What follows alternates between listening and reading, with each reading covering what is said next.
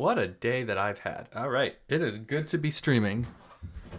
I am 15 minutes late to start, almost exactly. My webcam is on the fritz that I've started to notice.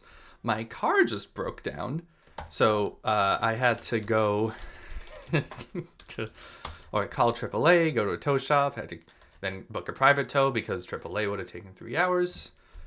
Oh boy, I am glad to be back at home though and streaming, even though I've got a lot of crap to do. And now I'm delayed because of the everything.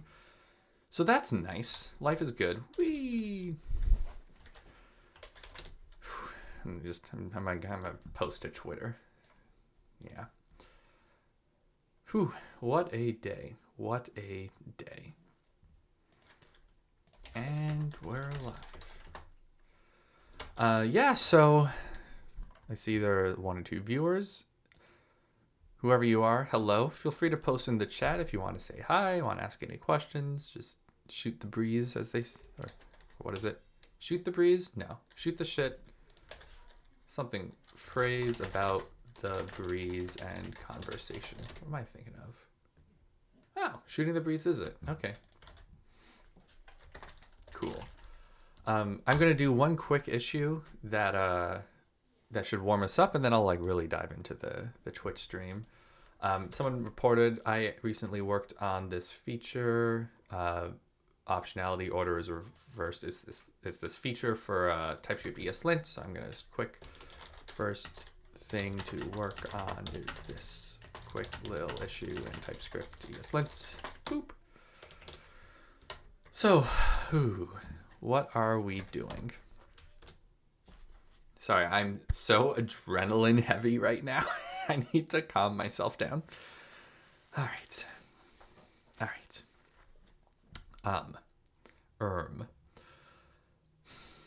In Typescript-eslint, we have this member ordering rule that requires that you order things in a particular way, oftentimes alphabetical. That's a common one. So member ordering under the website, here we go, docs. Require a consistent member declaration order. Okay. And we recently worked on a feature for it, optionality order. Let me go to the pull request for it. Here we go. It was merged 3 weeks ago by me. ASDF 93074 was the original author.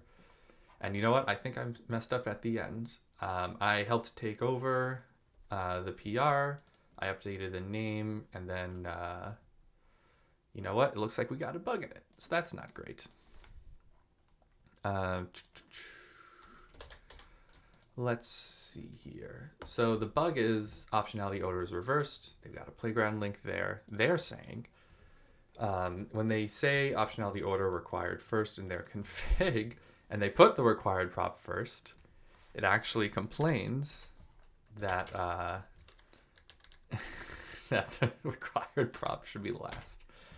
So I think I screwed up the rename of the prop when I worked on it. So I'm gonna quickly just open VS Code, git checkout main, git push yarn. All right. So member ordering TS optionality order. Optionality order is optional first or required first. All right.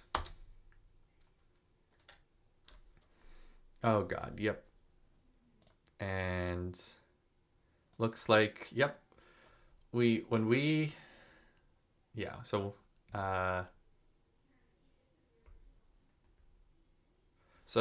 I'm looking at the logic here. If the optionality of the first item is correct based on optionality order, then the first 0 inclusive blah, blah, blah, blah, blah.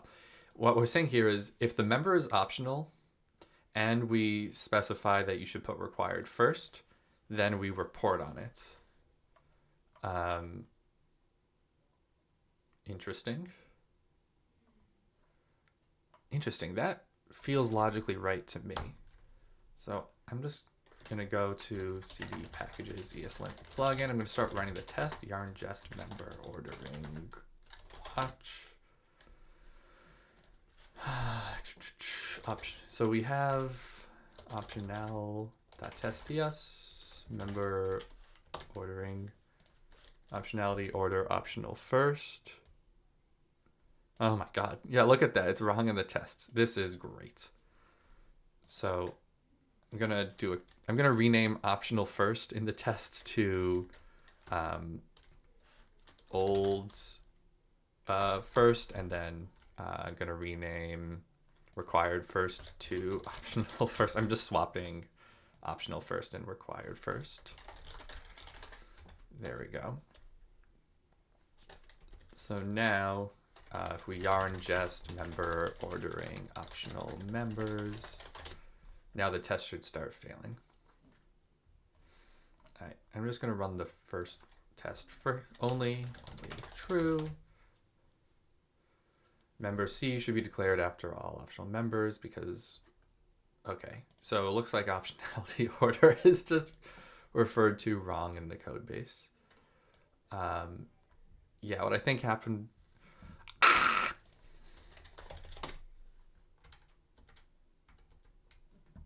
Dang it. How is there no audio?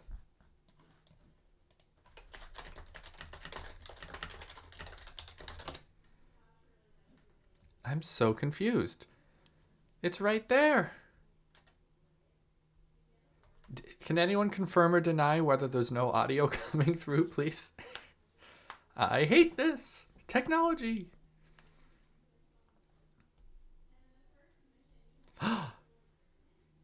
Nico. Oh, maybe it's a you problem, not a me problem. Thank you, Croucher, by the way. Okay, cool. I'm guessing it's a you, not a me. Whew, got me going there. Another Curse of the Tuesday stream situation going on. But by the way, thanks to both of you for chatting. If you ever think there's an issue, please let me know. Okay, so continuing forward, there's 16 places optionality order is referred to in the code base. So I'm going to just switch all the checks where it checks whether it's required first versus optional first. See if that fixes things.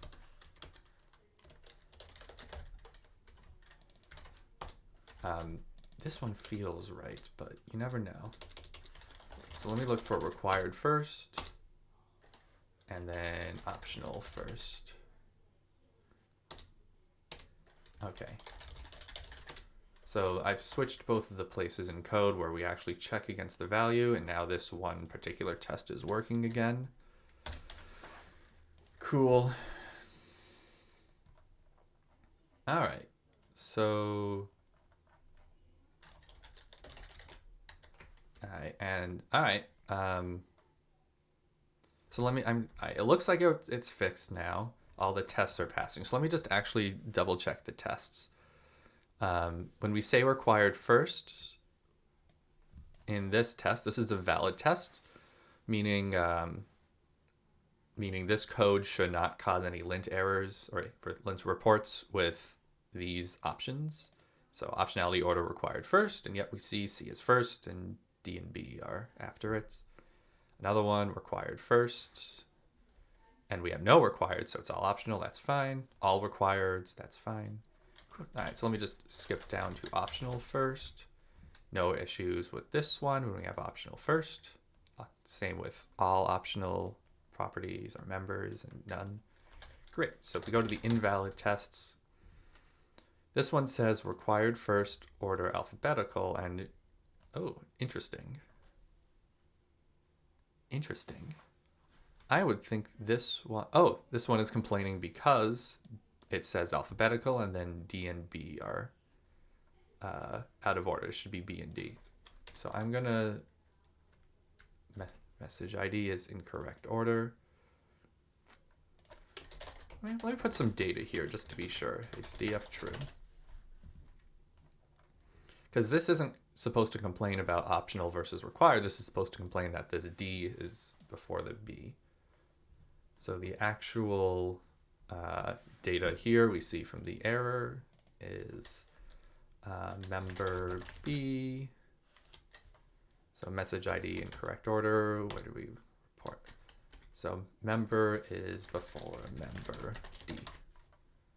So we've seen the message member and before member. Great. So just add a little more specificity to the test. Great.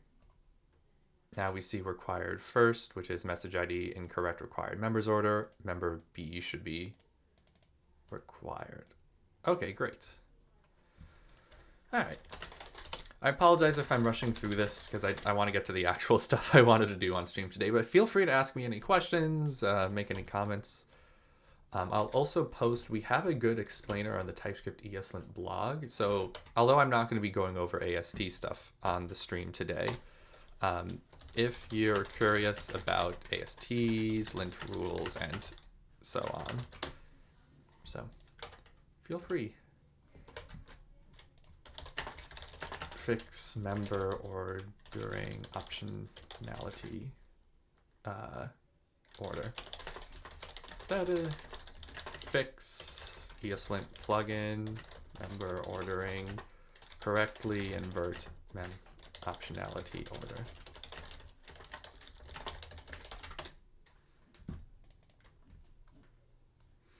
All right. So for the pull request, we fix here. We fix this issue 6255. Ooh, interesting. Kind of painful. The interface has to be defined as a string literal. Can the code of the interface itself not be interpreted? You know, I've been thinking about that off and on. Croucher, let me know if I'm misinterpreting, but you're talking about the test cases, like defining an array of objects for valid and an array of objects for invalid, each of which has code as a string. Yeah. So I don't know what the ideal way of testing this would look like, but I've been thinking about it off and on. Back in the TESLint days, back before TypeScript-eslint, TESLint was like a competitor to ESLint, sort of, but it was just for TypeScript, and then later on added JavaScript support.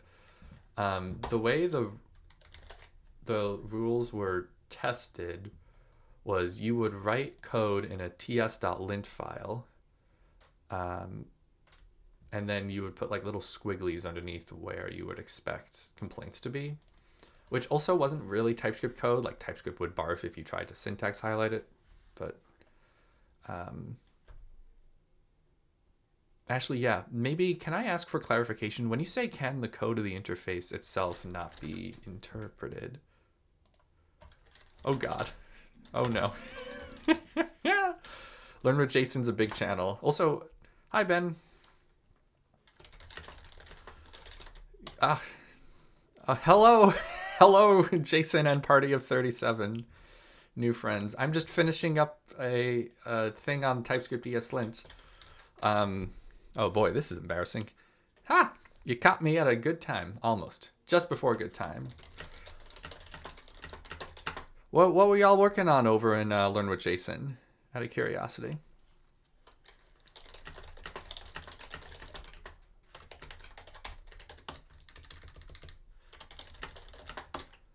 $47 viewers. That might be a record for me. Anyway, hello everyone. Welcome to my stream. I'm Josh. I work on TypeScript community tooling. Right now, I'm just finishing up a bug fix for TypeScript-eslint, and I was actually going to switch over to my template-typescript-node repo. So I'm excited to start working on that with y'all. Would love to get your thoughts on this. You took an NX monorepo live so I could have Astro plus remix for the things I wanted from both. That sounds awesome. We actually use NX in TypeScript-eslint. One of our core maintainers is James Henry, who works on NX and Lerna. And we really like NX. Like sometimes it's hard to mess around with the caching. Like we've had a few issues with like, I don't know, the cache is not knowing something, so inputs or outputs being out of date. But it's wonderful. Like if you look at our builds, yeah, if you whenever you get checkout main and then get pull and then yarn builds, like they happen just instantaneously half the time. 3 seconds, half a second. Oh, and variable. And vars, the worst. By the way, Jason, I don't think I've congratulated you personally. You're switching to full-time Learn with Jason, something like this. Congrats. That's awesome. All right, let me just make sure this PR's... Yep. All right. As of the end of last month, wow. End of year, very good time. Cool. All right, so starting my stream actually, now while I still have a few folks rating, template-typescript-node-package. What is this? What am I working on? What's happening? So there are a lot of things that you can do to set up a repo on GitHub, and not everyone knows all of the things. Most people know a small subset of them. Like a lot of people know to set up TypeScript, maybe TypeScript in ESLint, but did you all know that you can have tooling that checks for unused code cross files? Like a file might export a function, but then no one uses that function. Random things, spell checking, fast tests, all this. And I've just always wanted to have a really good, clear template repository for all the random tooling that you might want to use. So I'm just going to bump that in the chat again. So this thing sets up a whole bunch of stuff. It's got conventional commits for change logs and package versioning and automatic releases. It's got unused export detection, great TypeScript settings. It uses PNPM for file whatever, package manager shenanigans. And I'm almost done getting this to where I want it to be. There's just a few issues and bugs and stuff that I've been wanting to get to. And the most important ones are these two. Updating branch protections so that the release bots don't get blocked from updating the main branch, and then using the GitHub API to set up more project settings. And I'm just gonna code this package locally. By the way, I'll restart VS Code. I'll say this every so often. If any of y'all have questions or want to chat, things about TypeScript, open source, life in general, let me know.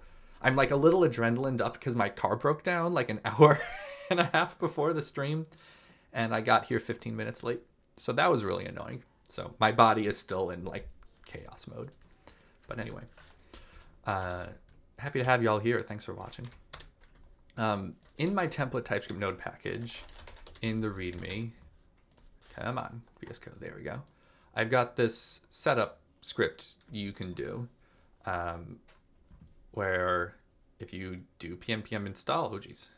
I hate how you can't highlight in the markdown preview in VS Code without it jumping back to the file. Eventually I'll file a bug on it. Anyway, if you run pnpm run setup in the repo, it will set up the repository for you, which I think is a really good, nice, nifty feature. It'll install some packages. I'm just going to use the same things, template TypeScript node package under my user. Here we go. It like sets up a bunch of stuff for you. It replaces all the scripting, or removes all the scripting that is being run right now. It sets up the title and description and stuff in the README, and it actually uses the GitHub API to set up some stuff. Like it'll make sure labels exist, all these like status blocked area tooling things. But it doesn't do everything to set up the package. There are some things that I just couldn't get working easily. Just going to the script. Right now I'm using the GitHub CLI in the script, which is a pretty great tool. Like one of the biggest things that I do with it is you can quickly check out a PR or pull request by doing like GHPR checkout 123 or whatever the name is, and it'll check out that pull request. And the GitHub CLI doesn't have complete feature parity with the GitHub REST or GraphQL APIs, but it's got a good amount of stuff. Right now in the script, it will edit or create, the term for which, by the way, is upsert, any labels that need to exist based on this labels.json in the repository. It's just a big array of color, description, name.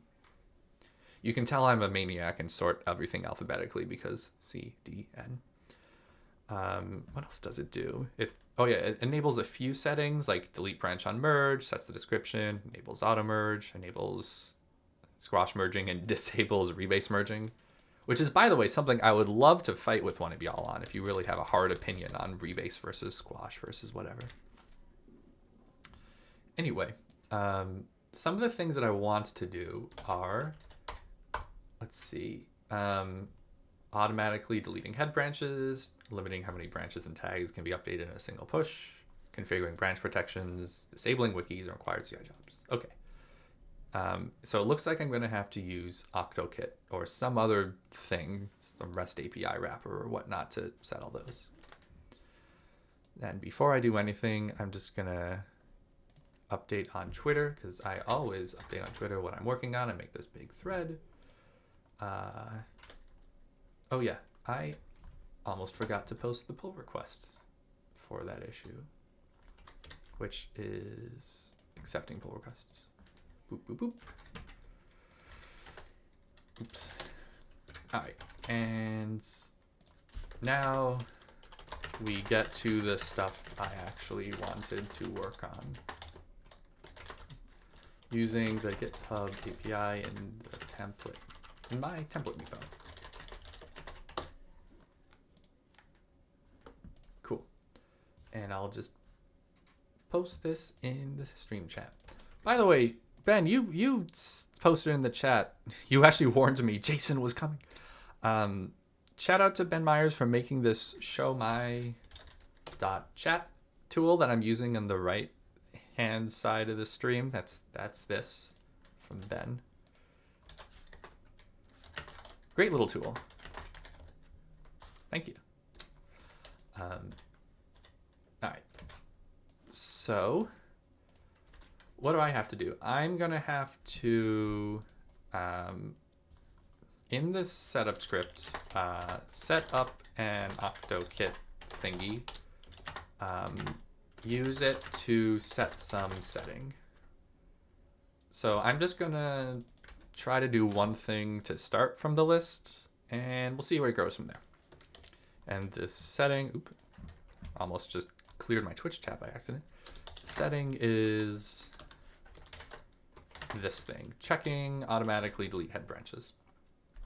Cool. And when I say OctoKit that I'm going to use it, it's just because I have previously heard that octokit.js is a nice, useful thing for GitHub. If any of y'all have a suggestion for something I should use instead of OctoKit, let me know. So just reading through the README, OctoKit.js, all batters include a GitHub SDK for browsers, Node, and Deno. Cool. Usage. I'm in Node 12, so I can install the OctoKit package. Do I use OctoKit anywhere? Wait, do I already use it? No. Okay, it's just right here. Apparently, I already have it as a dev dependency. So, by the way, one of the things I don't want to have happen in my template-typescript-node-package is people have to install a whole bunch of dev dependencies. So that are only used in setup.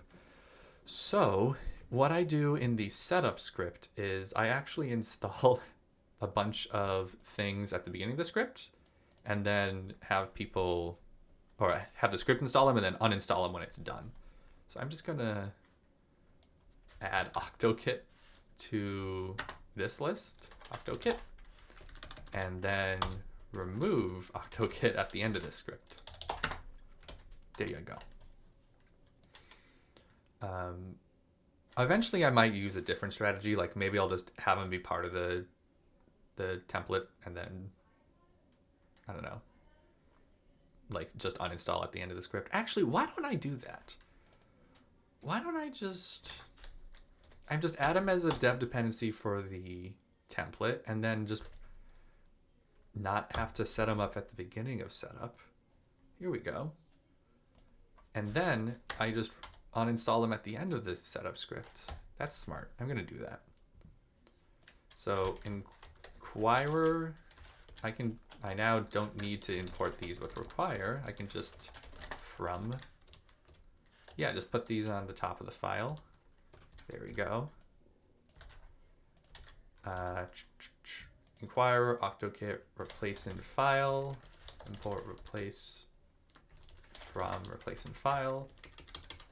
Move that to the top of the file. There we go. And then yargs. Where's yargs? And we don't even use yargs. So I don't even need yargs. I can pm uninstall yargs D. The big D. Cool. That makes me happy. Clearing up dependency tags only used for setup. So I'm going to call that removing.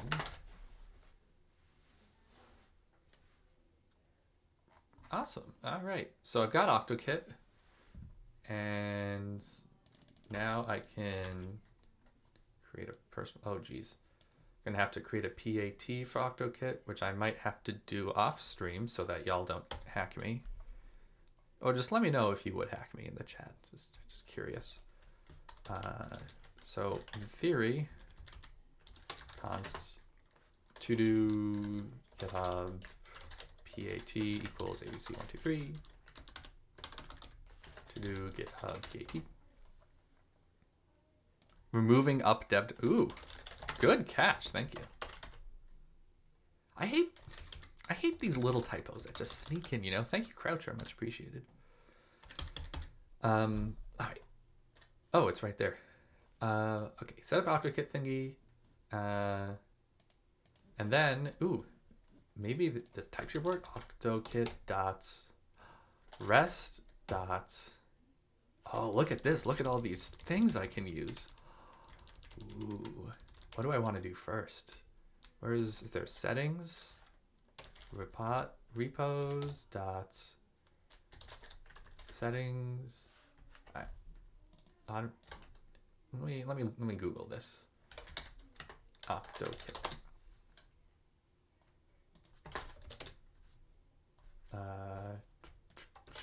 Oh, I said repo, I meant rest. OctoKit rest.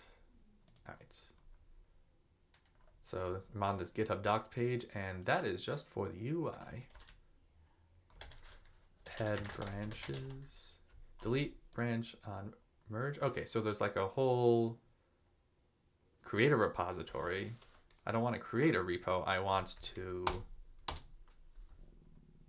update a repo. Create an organization repository.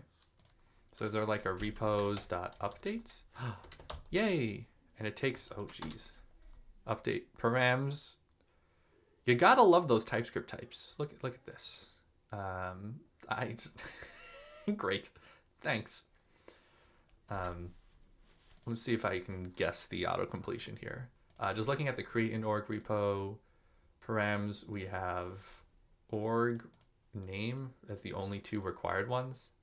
They put their optionality order as required first. So I'm gonna org owner, the account owner. I think I have this in my, yeah, I have, where is it? There we go. I used the like node prompt thingy to the built-in util from nodes to read in repository, title, organization, and description. So let me just copy and paste those. Those are what I have access to. So the owner would be organization, and actually owner is kind of a better name than organization. So I'm just going to go ahead and replace all. Command-Shift-L on Mac. So it's owner instead of organization. Very nice. And then repo, repository. Cool. So what was the automatically delete head branches? Delete branch on merge. Yay! True. Ooh, default branch main. Yes. I love this. Can try control space to force autocomplete on an empty line for TS to suggest params. Ooh, let me try that. Control space. Oh, I'm on a mechanical keyboard, so it's not quite the... Come on. Oh, man. Do you know, Croucher, do you know the name of the thing you're suggesting? I'm on a... It's not even a mechanical, actually. It's just a $20, $30 ergonomic keyboard that I'm testing out. But like many new Microsoft keyboards, it has a dedicated emoji button right there. Where is it? There we go. Which doesn't actually work on Mac. So that was a major selling point for me. That is a bit of a sadness, but oh well. Anyway, inside a code block. Oh, commands. Come on. Come on. Yeah, normally what I do is I just start typing like A or E or what is it? TypeScript, shortcut, VS Code, suggest parameters. You know what? Ooh, wait, Control K, Control I, what does that do? Man, KI. Oops. You know what? I'm going to look into this later, but thank you. I'm going to put a pin in that for now. But I'm getting excited because I feel like I could replace some existing logic. So delete branch on merge. That's what I already did. Description. I already have access to that, so I can remove that from the GitHub CLI. Auto merge, true. Maybe I can just replace the GitHub CLI usage altogether. Rebase, allow rebase merge, false. Squash merge, true. Look at this. I just got rid of an entire thing. If I do a case sensitive search on GH, yeah, I only use GitHub, the CLI to make sure I'm authenticated and then to get labels. So that's pretty cool. So I might keep it just for the auth stuff, but we'll see. Because the GitHub CLI auth is fantastic. GitHub refresh. Alright, I'm just going to assume none of y'all are going to hack me. I'm going to authorize GitHub, which I will not show you. The wrong email. The password is starred out. What a great security feature. Not showing your password visually. Yeah, I mean, if I wasn't logged in, what I just did would have done it. So that's really nice. Anyway, what else did I want to do with the GitHub API? Limit how many branches and tags can be updated in a single push. Let's see. Limit branch.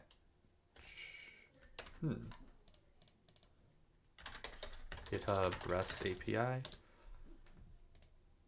Ooh, thank you for the link. By typing option space. Okay, I'll just try this one more time. Come on, Mac. It's not. Ugh. Dot, and then. Yeah, I'll try this some other time. I'm doing something wrong, and I'll look at the GIF on the screen, but thank you. Much appreciated. All right. Anyway, default of limit how many branches or tags. I'm gonna branches or tags. Maybe this isn't allowed in the GitHub auth or like OctoKit, whatever, REST. Does anyone know? Can you update? What am I looking for? Limit how many branches and tags can be updated in a single push. Can you do that in the REST API? Is that allowed yet? Where's the like GitHub REST API reference? REST API.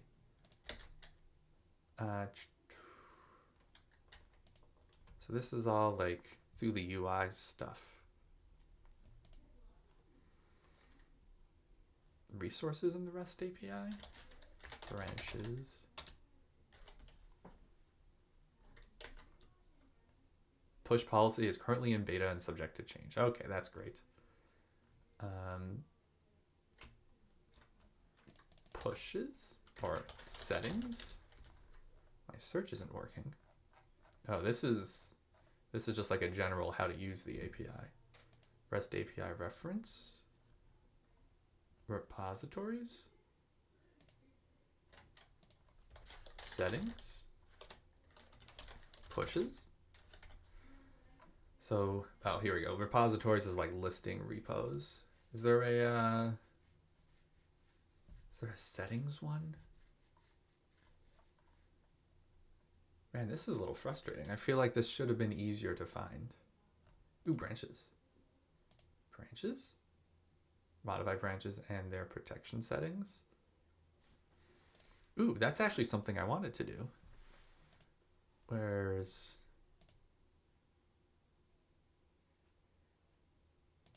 getting and updating, which you can do in JavaScript with required status checks.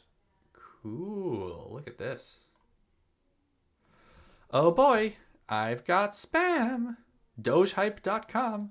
Where's the, how do you report spam? Where is it? Report spam. Here, I'll let you all watch me as I report this user. Clearly spam. Smiley face. Blocked. Got him. Shout out to me in the chat if you think I'm incorrect and that message is not clear and obvious spam. /ban username. Yeah, let's do that. Ban this person. Cool. Thank you. Good call. All right. It's an honor to be considered important enough that someone would spam me. I love it. Okay. Anyway, corrected branches. I'm just going to copy and paste this whole block here because this is a lot of stuff.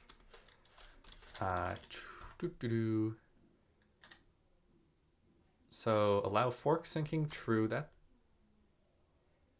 Yeah, I'm glad. I did not want it in the show my chat overlay. Ben, did you do is that a feature you had to do explicitly?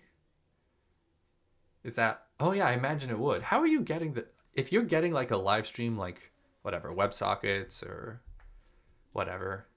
So you had to explicitly say, if I receive information that someone's been banned, I have to then remove messages from them, right? That's a thing.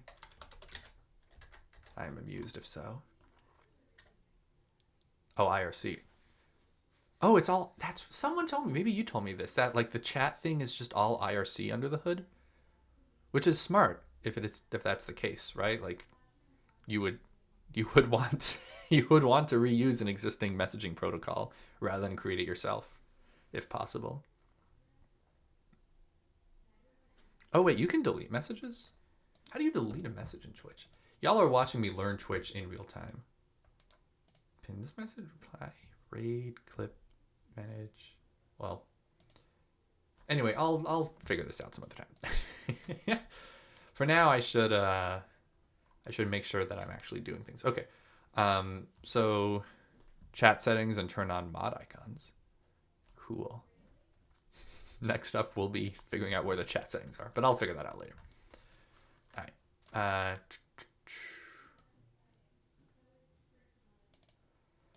So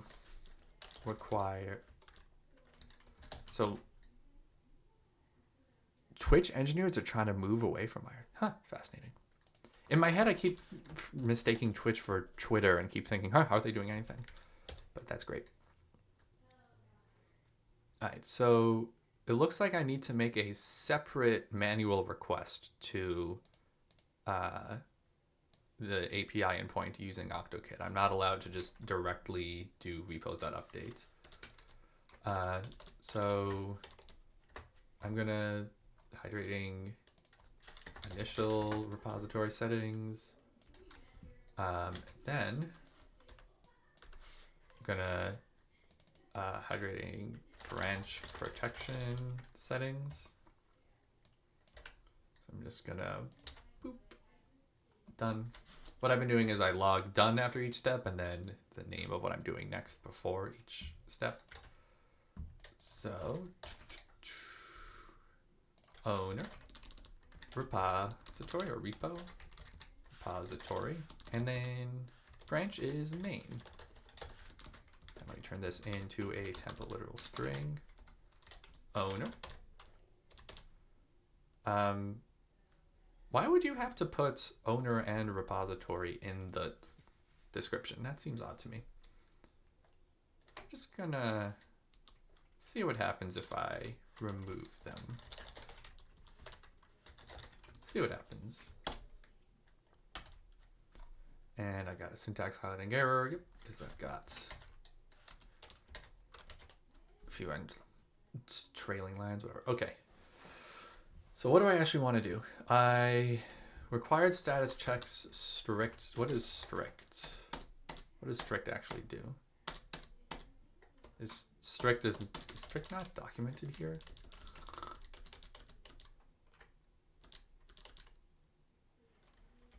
What about contexts? Deprecated. Here we go. Strict Boolean, required branches to be up to date before merging. Interesting. Do we want to make sure branches are up to date before merging? I actually don't particularly like that setting for my smaller repos. I just find it annoying. I don't know. I know it's useful, and in fancy schmancy org repos, it's probably good, but I'm just going to keep it to strict false. Contexts, it looks like it's deprecated. I'm just going to post in the Twitch chat, reading through the docs here. All right, so don't need that. Context is deprecated. And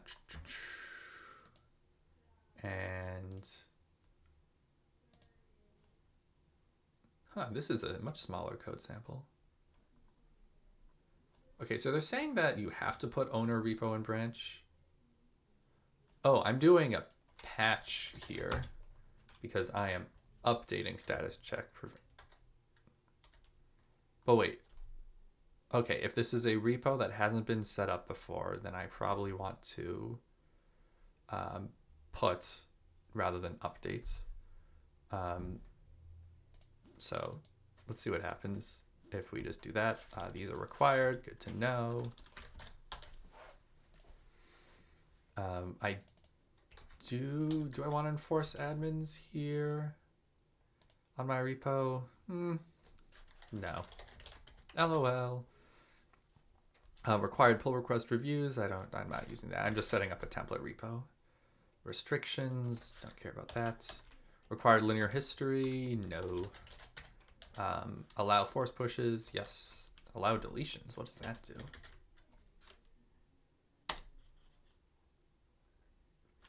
Allow deletions of the protected branch. Oh no, I don't want that.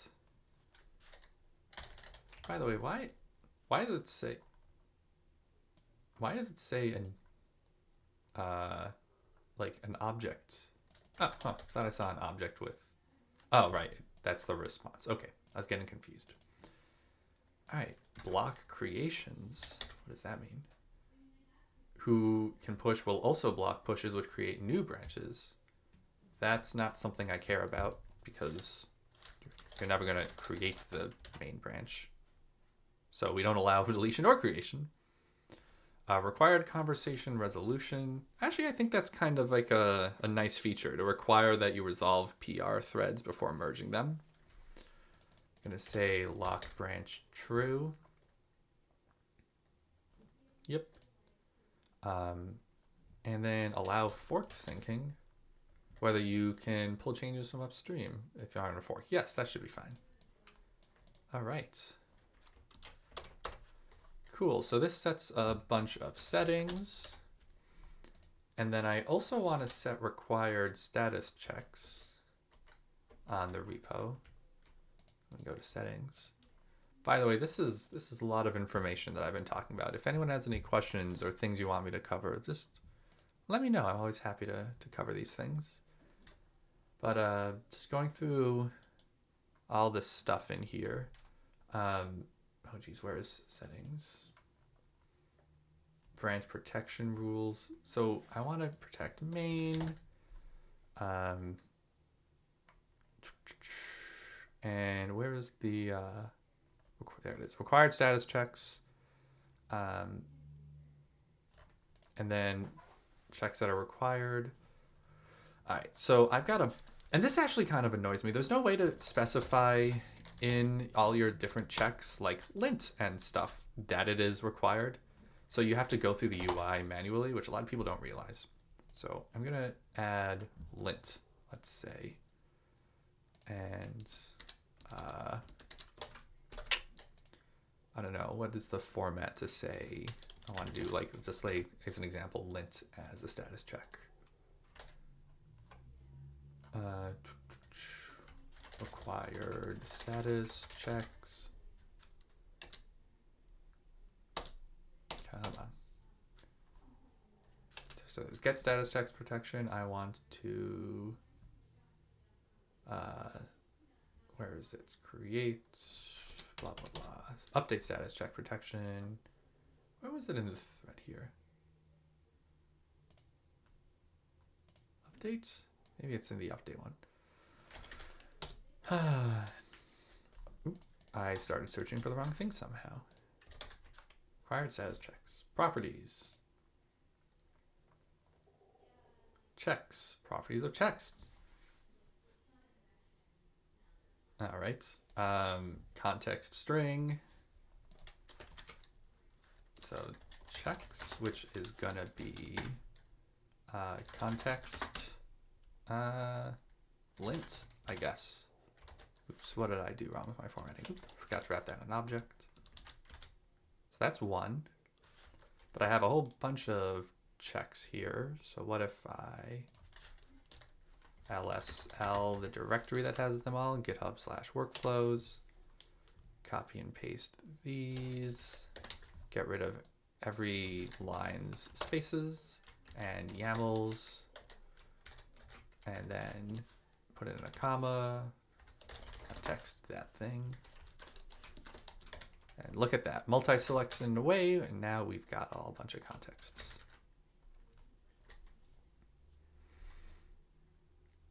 Does that work?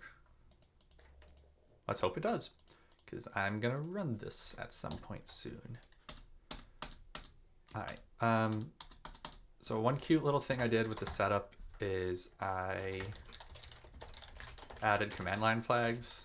So template-typescript-node-package, so I don't have to keep typing the same thing over and over again.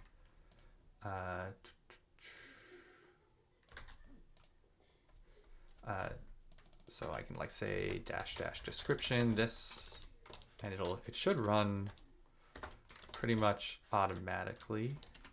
Owner, repo, description. I think there was one more. Was it title? Yeah. -- title, template, TypeScript, node, package. Come on, setup scripts. And oh, I was using Inquirer. Let's add that back in. Where's Inquirer? Huh, I don't know how I missed that before. Anyway. I think this is going to fail because I haven't provided my GitHub PAT.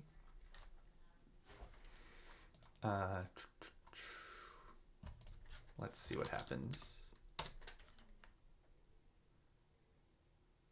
What? Named export prompt not found. The requested module is a common JS, which doesn't support all things. Does it have a default export? Come on, Inquirer. Yeah. Oh, that's not great. Does it have a default? Import default as prompt. Love me some ES module shenanigans. I love the state of the industry. Let's move this down here like a sad little boy that I am. Please work. And OctoKit can't be found. thought I added that already. Maybe not. All right. Cannot find package. Did I not add any of these? That's embarrassing. Oops, I meant to add it as a -d. Package.jsn, replace in file. Whoops. Okay. Oh, that's cool. When you add it as a -d, a dev dependency, and it's already a regular dependency, pnpm will switch it over to you. That's nice. Okay. Now can I run? Cannot find module inquirer. Did I not add this already? Oh my god. Why are you doing this to me? What? Class constructor inquirer cannot. I'm gonna run my node terminal. Const prompt equals require inquirer. And oh my god, why can't ECMAScript modules? How was I doing inquirer before? I was adding it as a D. I was saying const prompt equals require inquirer, and then I was using it. Where is prompt being used?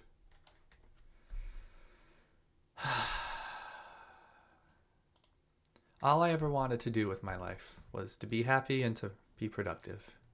And instead, I'm wrestling with the difference between importing something in CommonJS versus ECMAScript modules. I wonder, has anyone else seen this issue? Inquirer must include. Nope. All right. Cannot find module inquirer. Bizarre. All right. Let me try putting that in a catch.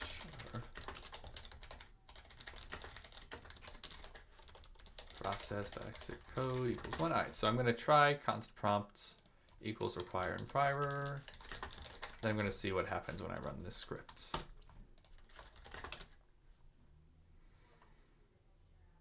All right, now I can't find OctoKit. Oh, you know what? I think it's uninstalled. It uninstalls at the end of the script. That's right. Oh boy, that's what's happening. I was getting really confused there for a second. Hosted on my own petard. I made the script uninstall packages when it's done, and it shouldn't be doing that always. What? Class constructor successfully imported prompt. So we are importing the prompt, I guess. What?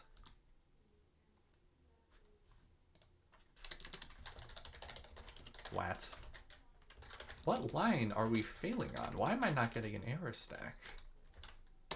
Oh, because I set processor exit code before the console. What?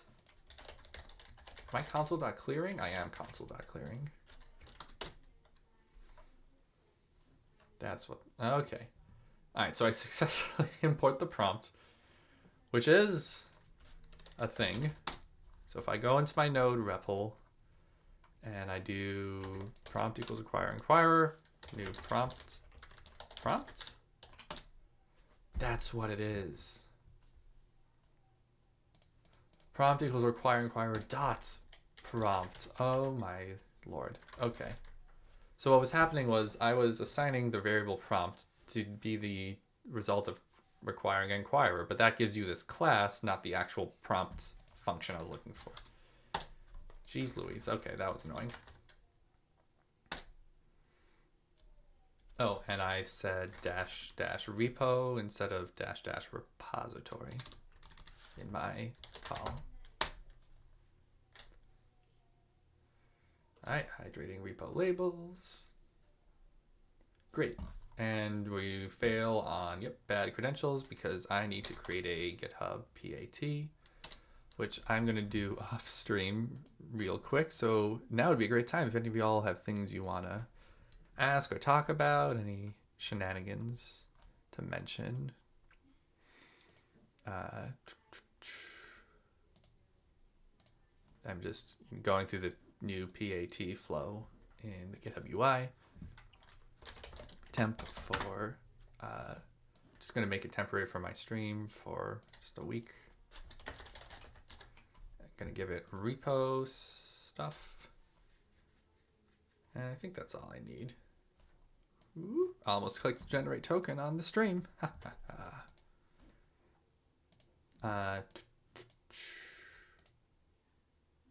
Actually, I feel like the GitHub CLI has a thing that can log out your stuff. So let me chcli print auth token. Nice, you can do that. Cool. It would be nice if there's a plugin that can just like automatically blur out tokens on your stream. That would be great. So checking GitHub auth status, let auth token auth token equals awaits $GitHub auth token. Oh, the cloak extension. Someone, thank you both. Someone has mentioned this. John Pop, I know that name. Hides your secrets and end files to avoid. That's awesome. Yeah, thank you. The two of you both are wonderful people. Fortunately, I might not even need it here because I'm not even using a .end file. I'm just GitHub auth token on the CLI. By the way, shouting out a really cool tool from Google. Oh geez, what is it called? Yeah, npx yes, ZX, really cool tool. It's here, let me get it on GitHub ZX. It's this nice little shell script runner thing. It's basically, I think it's just Node, but it gives you this $sign global that is a really nice wrapper around the Node process exec child process whatever things. I forget exactly what they use on the inside. Oh yeah, child process. And it just lets you run things directly. You want to get the output from cat package JSON pipe to grep name, boom, done. Amazing. So that's what I'm actually running this setup script in. Love it. All right. Cool. So instead of my to-do around the auth token is auth token. Here, I'll just rename that to auth so I can shorthand it. Very nice.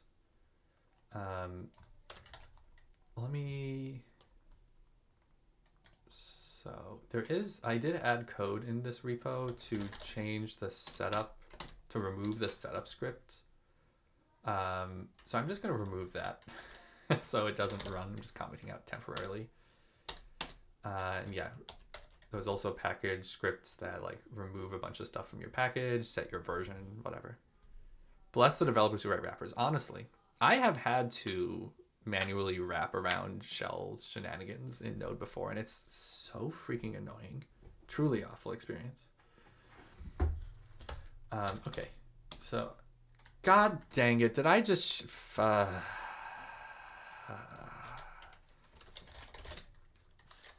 think I just showed my GitHub off.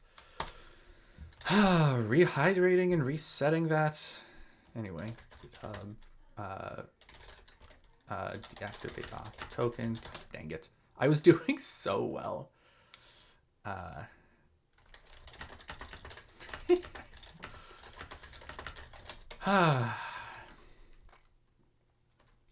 Nice.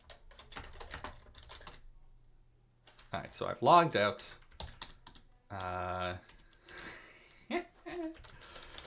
Life is hard. Okay. So I refreshed and then logged out, and now I'm in explicitly logging in again after logging out. Please let me know if that's not enough. I've never shown an auth token on stream before. Life is hard. Okay. I was doing so well, and then I screwed up. Okay, it's fine. It's fine. Life is hard. Okay, let's just run the script again. Hydrating repo labels. Token passed to create token auth is not a string. Oh God, I'm gonna have to debug this. But auth equals. Ugh. Sorry. You know what? I'm just gonna do this off string.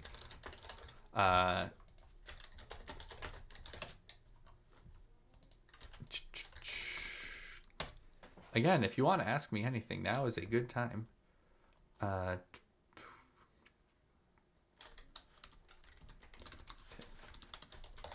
Debugging this token shenanigan. Actually, let me go to the docs. Is auth? Where is the? It was the JavaScript. Yeah, it's just supposed to be passed in as an object. All right, so not gonna scroll up in the terminal. It's hydrating. God dang it! I hate this.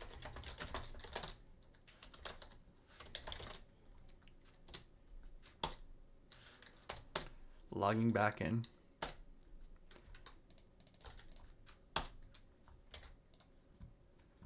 All right. Logged back in. Okay. Well, this has been fun. I'm going to stop trying to get this to work locally, and instead I'm just going to assume it works, and I'm going to keep working on it until the stream ends, and then I will off the stream debug off token shenanigans. Life is good. Okay. That didn't fix it. Great. All right. So what was... Gosh, diddly done. What was I doing here? I was setting the initial repo settings, and then I was adding branch protection for these contexts. So I'm just going to assume this all works because YOLO. I see limit how many branches and tags can be updated in a single push is not in the REST API that I can find. So I'm just going to assume that's out. What else do I want to do? Okay. Branch protections. Oh yeah, disabling wikis.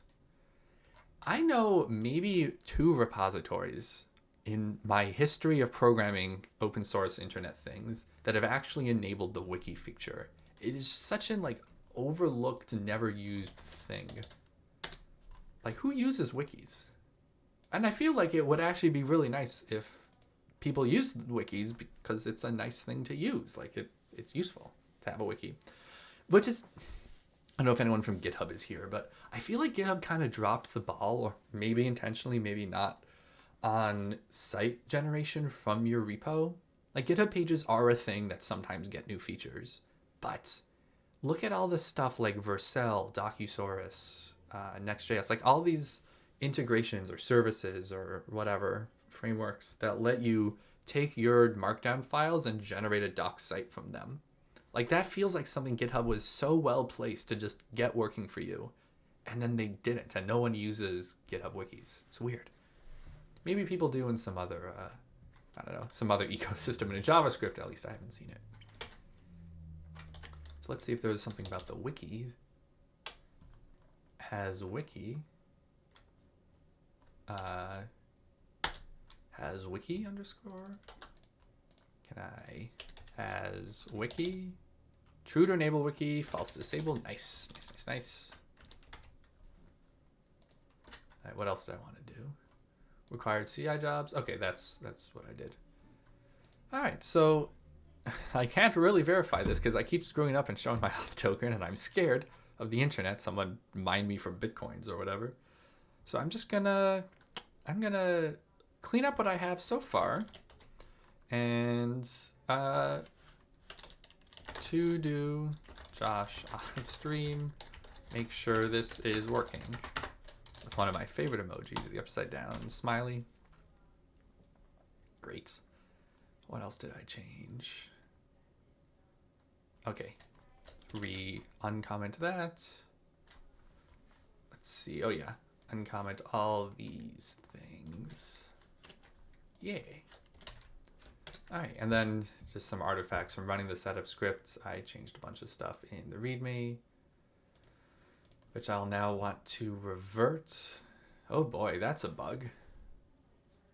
Oh yeah, I added this notice, and yeah, looks like that's getting added. So I'm gonna have to file a bug for that one. Maybe I'll look into it now as something that doesn't involve auth tokens to do on screen. So bug setup script creates the removable bottom of the README removable banner repeatedly. So I'm getting pinged on Twitter on my phone. I just want to make sure it's not, hey, you've been hacked notices. Okay, where did I even, is this from the README or is this in the setup script? Okay. This is in the setup script to add to the bottom of the README. Yes. It should only be added once. I'm seeing it getting added each time I run the setup script. So I'll just copy, like, let's say 3 of these.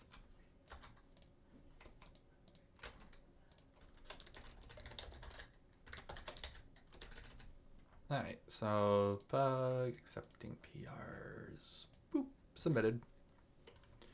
Yeah, I'm just I'm gonna undo these changes, undo everything in the README, and then I'm gonna look at that bug next. Discovered bug, boop. All right, so README can be undone. Changelog, yeah, the setup script wipes your changelog, don't need that. Wipes your all contributors almost completely, don't need that. Package JSON, I do want to add a bunch of things, but I don't want to set my version back down to 000. Great. All right, so we add inquirer, octokit replace in file. I think we also want to add yargs-d. Croucher, thank you for hopping on. It was so nice to chat with you today. And I appreciate the tips you've been given. I hope you also have a nice holiday season. For you, if you're still here, or for anyone else, curious what everyone's plans are for the holidays. My wife and I go to our in-laws, her parents, and I really enjoy that because her dad is really funny and her mom is really nice. They're both nice and funny, both of them. But I really enjoy that she has this mildly adversarial relationship with her parents. They love each other, it's nice, but they get on each other's, well, the parents get on my wife's nerves a lot. Specifically, her dad annoys her intentionally with me, and it's so much fun. It's very, very wholesome. It's much better than I'm making it sound, but I really enjoy it. Gotta love the in-laws. I'm one of the people on the planet, few of us, who can happily say, I love my mother-in-law and father-in-law. They're fantastic. Huh, I just noticed this is typoed. I'll fix that too. There we go. See, this is why I add cspell, spell checking, to my repo. Successfully. All right, scrolling through. Okay, everything looks good. So octokit, or let's say, yeah, octokit, more settings. Get all, get commit m feature. Use octokit for to populate more settings.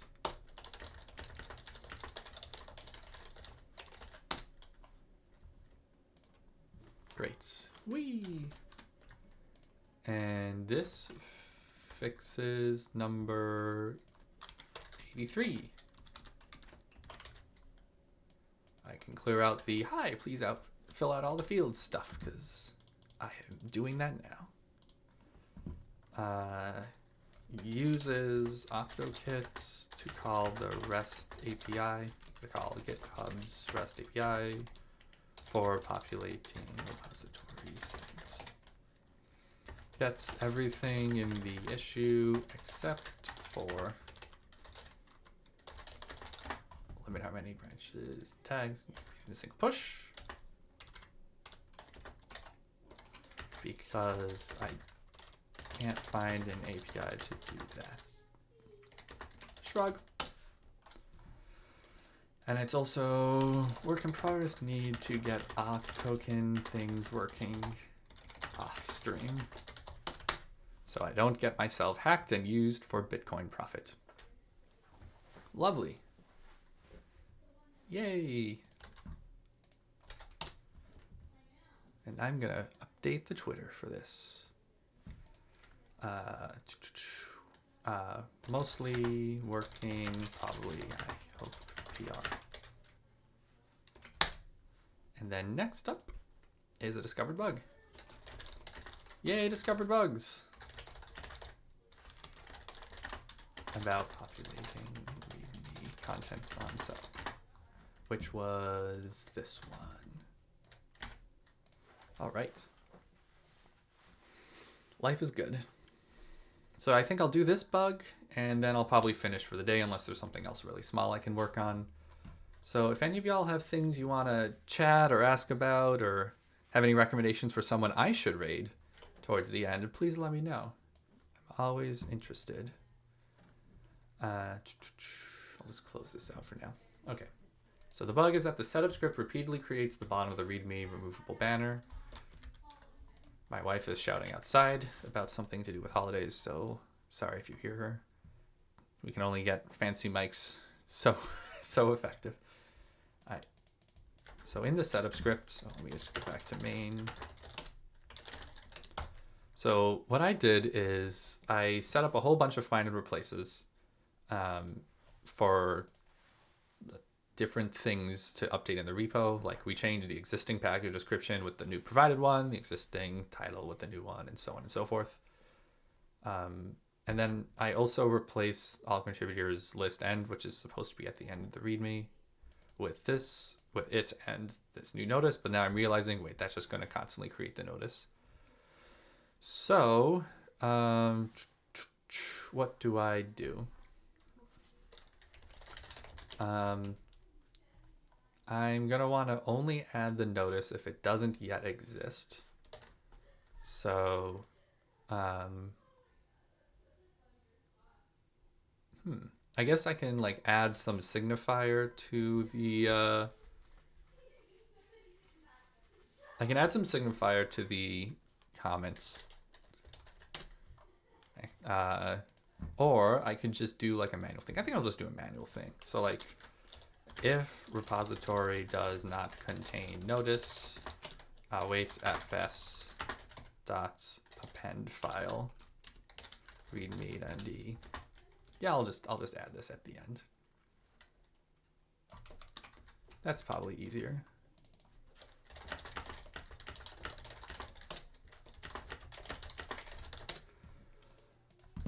Let's add that.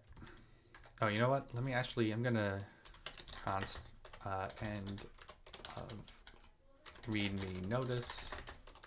Just gonna make that a constant. End of readme notice. So if, do I ever actually read the readme in, nope, in any other file? There's nowhere else that refers to the string readme.md. So if await fs.read file readme.md dot to string dot includes, remove this. Can I just do the end of readme notice? Yeah, and actually just to test this out, I'm gonna put this into a new script. Let's call it temp.js. Import promises as fs from node:/fs. By the way, fun fact, folks, something not everyone uses that I've seen. Node has promise-based APIs now in most or all of its core modules like fs. So you can do import promises as fs and now append file and read file and whatnot, return a promise. Yay. So if I do node script temp.js and look at my README, it's been added. Hang on a second. I gotta yell at my wife. One moment. Mariah, keep it down. The internet says hi. Lol. Anyway, I'm seeing some indentation, which is because the template string literal was indented. So if I run it again, very nice. Oh, I'm getting an extra end line. I don't need that. So let's run it again. Here, let me put these next to each other so I don't need to switch back and forth. Very nice. Ooh, I like having a new line at the end, so there we go. And if I run it again, yay, item potency. Woo, cool. All right, so that's nice and easy. Ooh, woo, scratching my eyes here. All right, so I can remove script temp.js, get all, get checkout, readme notice only once, get status, get all, fix only append readme notice once, setup.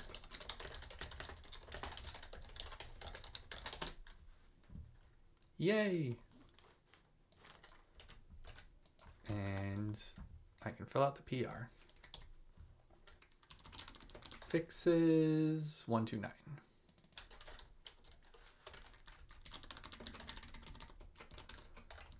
So it uses fs.append file instead of the more nuanced place in file approach. I can just create a regular non-draft PR because I'm pretty confident in this. All right, well, my stream viewers started at like 2, went up to 47 or 37, and now you're down to 5. So in addition to me being tired, I need to step out. I think now is a good time to leave. So no one suggested anyone to raid. Let me just post this in the chat. So I'll just find someone. But anyway, this was a pleasure. Thank you all for coming around, especially those who chatted, but it's totally fine to lurk. I stream once every Tuesday at 2:30 Eastern and once every Thursday 10:30 a.m. Eastern, give or take. So this has been a pleasure. And in 10 seconds, I'm just going to redirect everyone over to Black Girl Bites, Rizal Scarlet stream, because Rizal is awesome. Bye, everyone. Thank you.